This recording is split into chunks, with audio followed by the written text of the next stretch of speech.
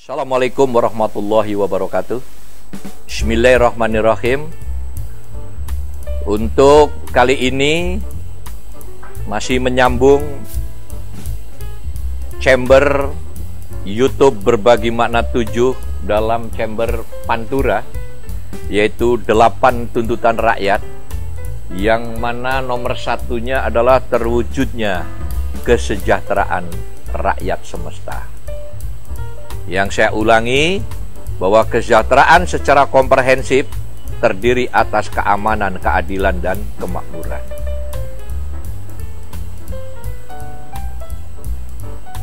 Jadi rakyat bisa dibilang rakyat yang sejahtera ketika hidupnya merasa aman, diperlakukan adil, dan ekonominya makmur. Apa kemakmuran?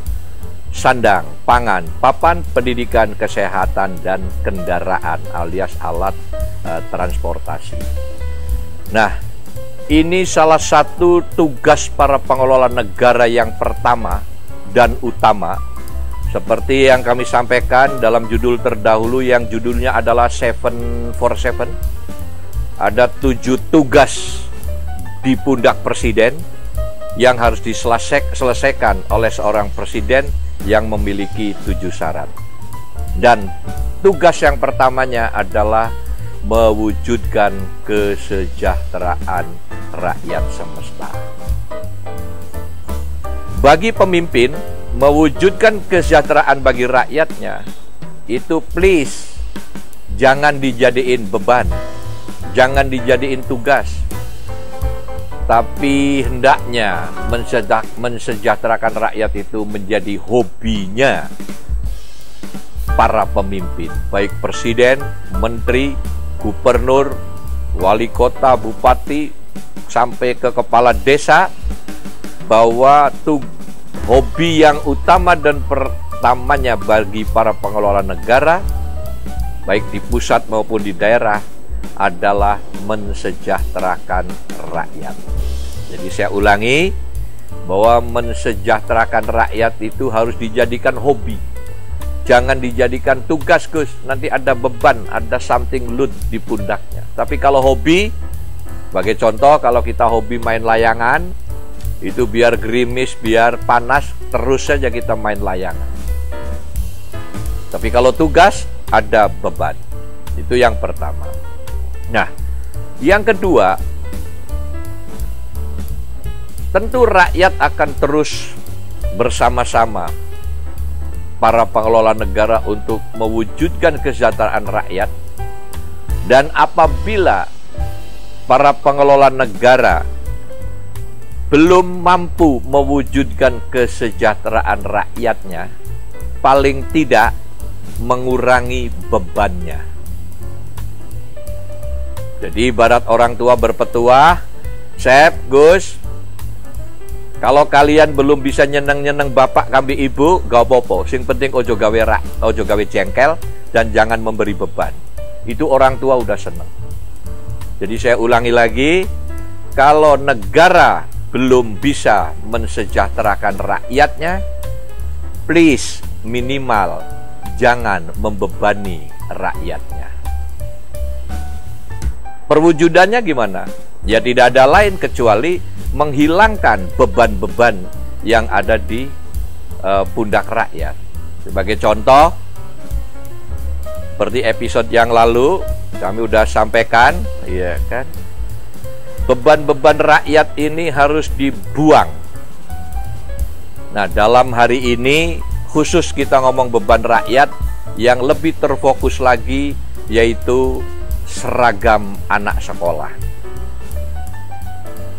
Kita telah menyaksikan bersama, dan para orang tua murid juga telah merasakan bersama betapa seragam sekolah ini ribet dan mahal dan membebani. Jadi judulnya adalah seragam sekolah. Maksudnya seragam anak sekolah.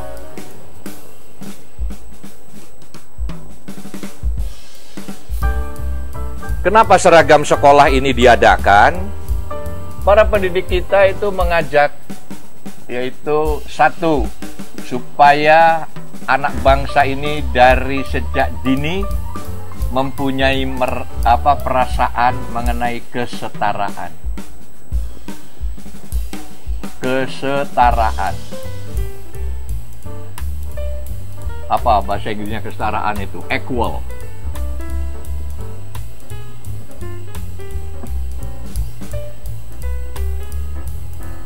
Yang kedua adalah membangun suatu rasa persatuan. Sejak dini dididik menjadi bangsa yang bersatu. Kami pelajar Indonesia mempunyai seragam untuk membangun kesetaraan atau equal. Yang kedua membangun persaudaraan, persatuan dan persaudaraan. Yang ketiga adalah membangun kesederhanaan. Kesederhanaan.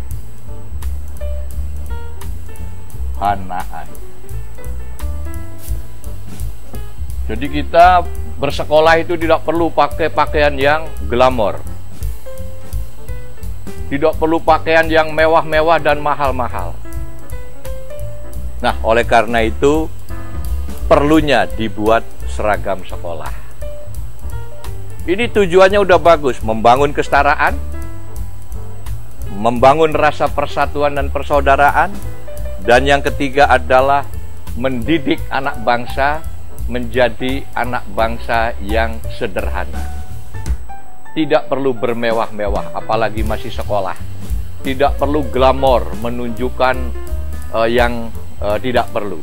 Jadi inilah tujuan dari adanya seragam sekolah. Kesetaraan, equal, persatuan, dan kesederhanaan. Nah, kalau udah sedemikian bagusnya, kenapa berbagi makna 7 hari ini merasa penting untuk menyampaikan judul seragam sekolah? Karena dalam prakteknya, seragam sekolah banyak sekali. Dari mulai Senin sampai Sabtu itu macam-macam. Baik di sekolah negeri maupun di sekolah swasta. Ada hari Kamis beda, Jumat beda, Senin beda, dan seterusnya dan seterusnya. Dan membebani orang tua murid karena satu, ini jangan sampai menyimpang, iya kan?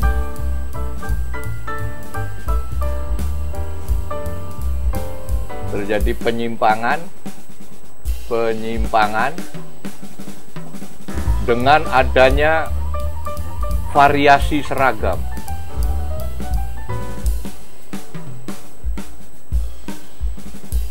Banyak sekali jenis seragam anak-anak sekolah, terutama SD, SMP gitu tuh. Yang kedua, seragamnya harus beli di sekolah.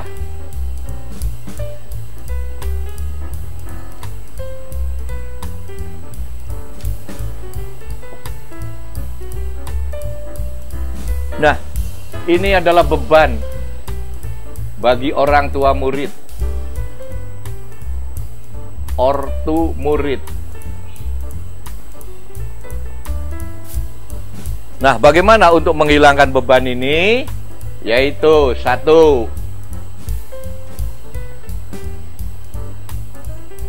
variasi seragam itu cukup. SD itu merah putih, SMP, tingkat SMP atau SLTA itu adalah biru putih. Dan untuk level SMA itu adalah abu-abu putih.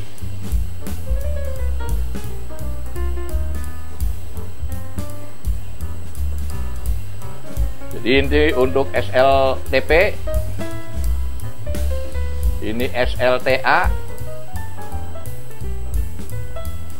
SD merah putih, SMP biru putih, SMA abu-abu putih plus seragam pramuka.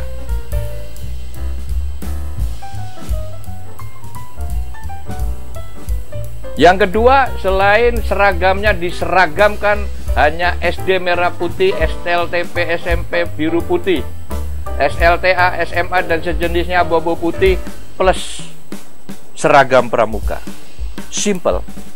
Dan yang tidak kalah pentingnya, bahwa seragam-seragam ini adalah bikin sendiri.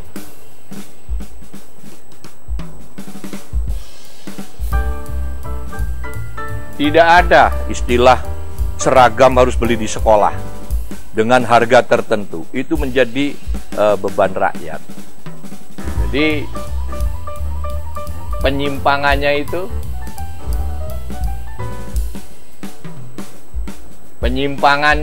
dari tujuan yang sudah bagus ini,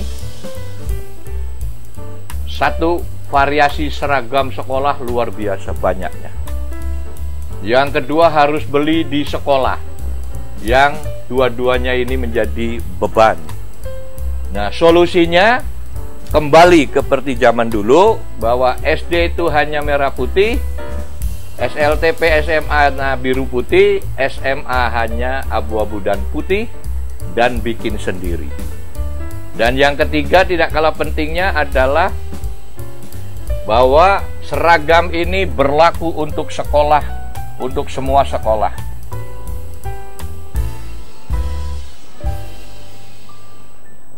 Berlaku untuk semua sekolah.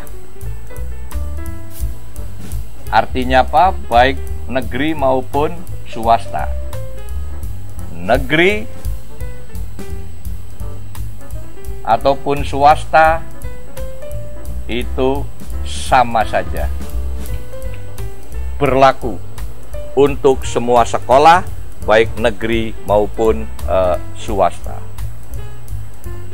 Jadi nggak perlu lagi kalau ada sekolah swasta ini seragamnya beda, sekolah ini beda. Karena apa?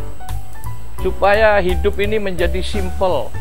Orang tua murid juga ngurus anak-anaknya sekolah itu tidak ribet. Oh, anak saya yang SD negeri, yang SMP swasta, terus seragamnya harus beda-beda, ribet. Dan saya yakin bahwa urusan seragam sekolah ini sekarang sedang menjadi viral, menjadi isu para orang tua murid di seluruh negeri yang kita cintai ini. Jadi